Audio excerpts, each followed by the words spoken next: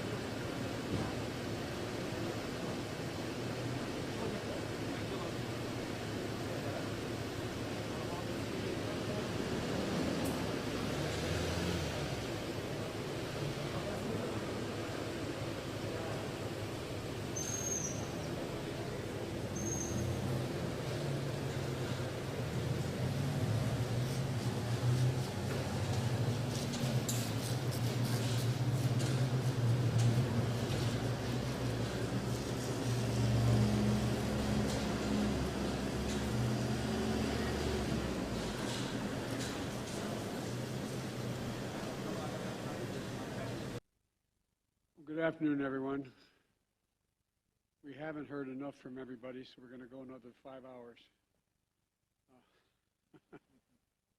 I want to welcome you all.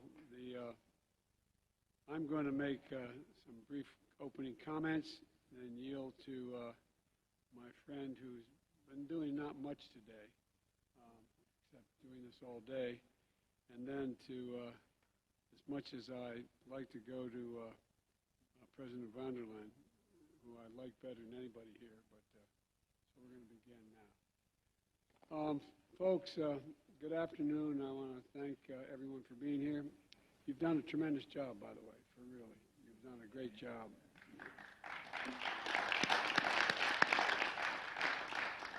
And focusing on our efforts of the G20. Do I have this on? Yes. The G20 toward restoring and recovering together and recovering stronger. As we were saying outside, we were having a photograph taken. I'm convinced we're going to come out of this crisis we've been through in the pandemic and other things stronger than we went in. Every time we engage, we get better. And today we're focused on investing together and investing stronger than we have in the past.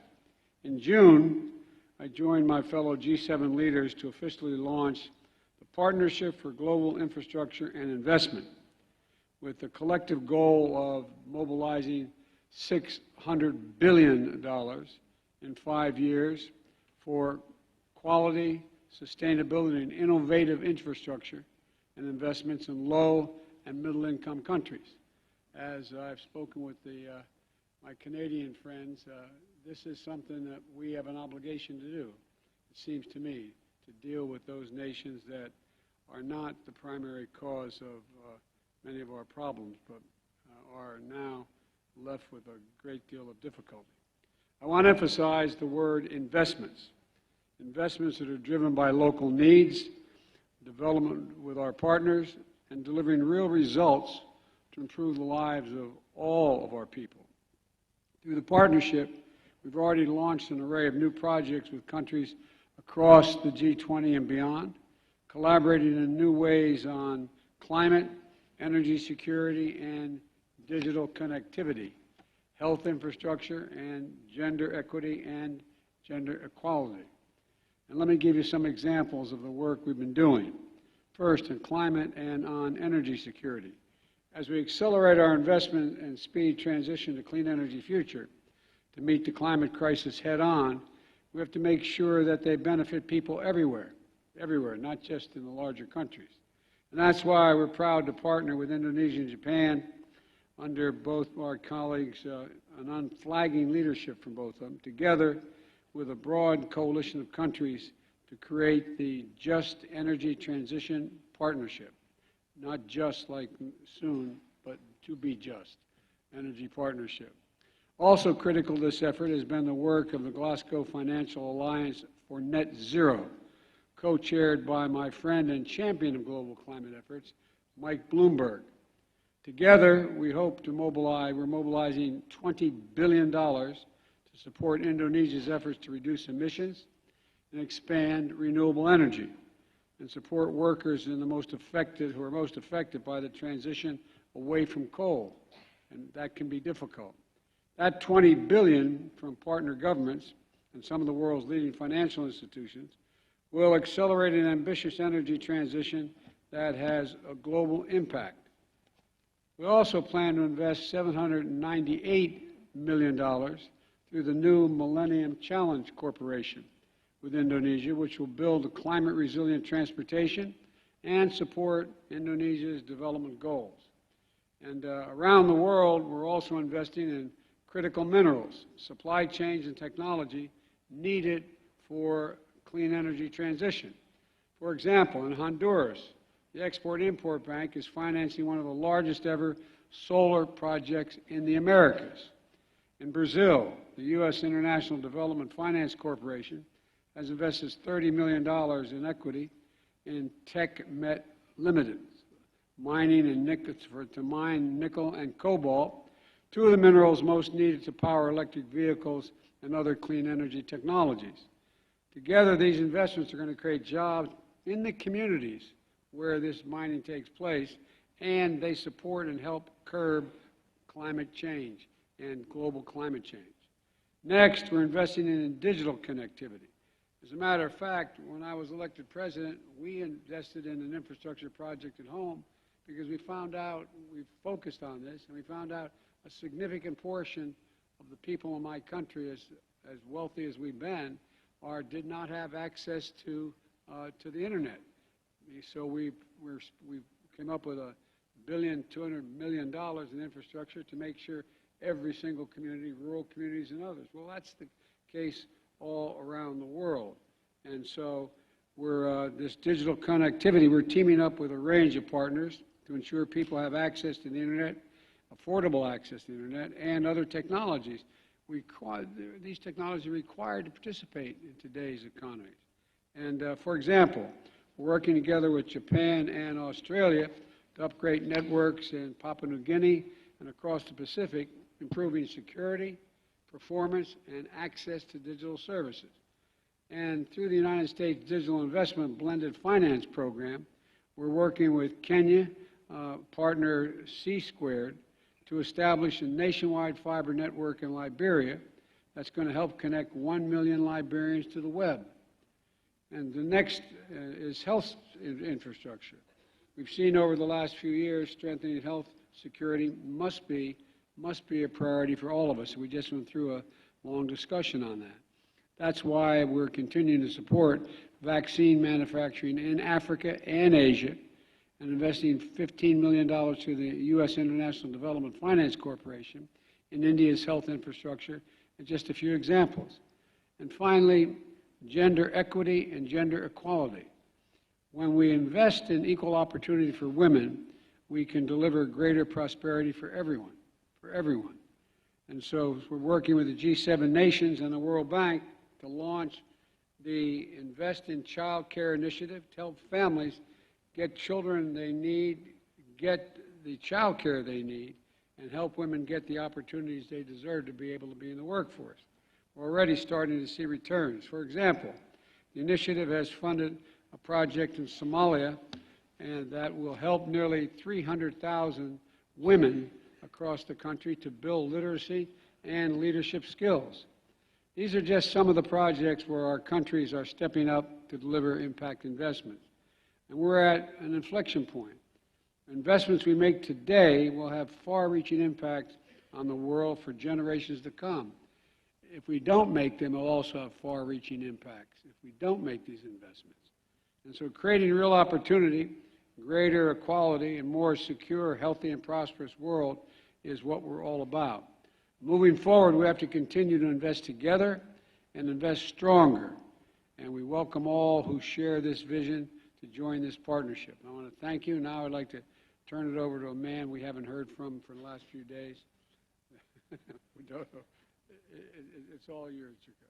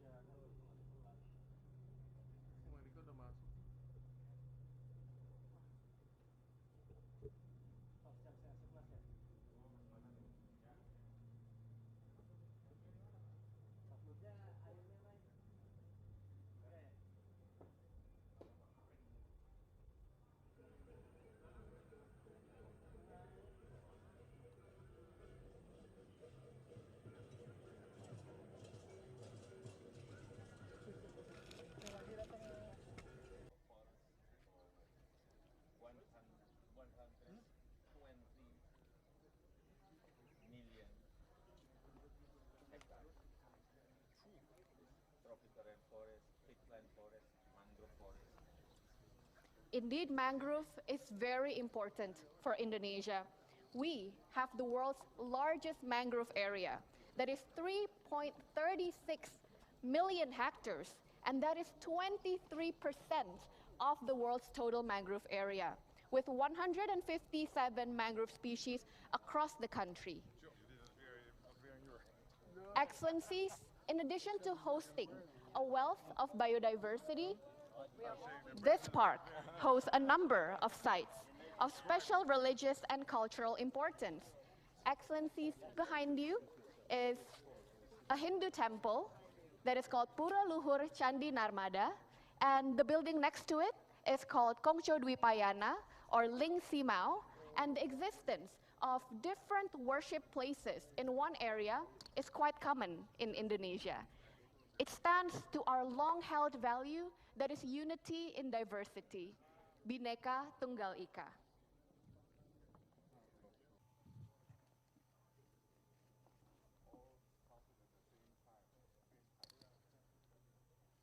Excellencies, President of Republic of Indonesia, His Excellency Joko Widodo, will move down the ellipse together.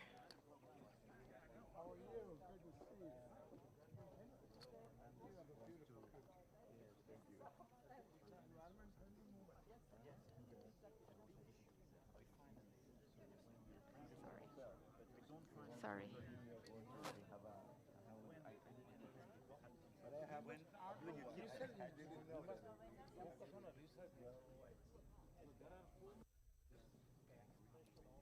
More than 500 species are around the world.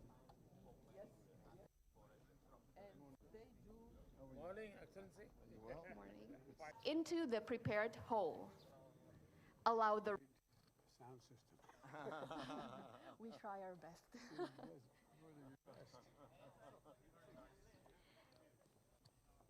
Excellencies, mangroves play such an important role in sustaining ecosystem productivity. By supplying nutrients to the ecosystem and also providing shelter and nurseries for fish and other water species, mangrove can also store 4 to 5 times more carbon and even up to 12 times more carbon than our terrestrial forests. Then, yes, 12 times. Hence, having mangrove can contribute significantly in addressing climate change and, of course, achieving net zero emission. That is our shared goal. In addition, forest. Also, there's 33 different mangrove species only in this forest. 33. But we have around 150 species. Comprising of 15 species, including those that are in the red list or in the endangered species category.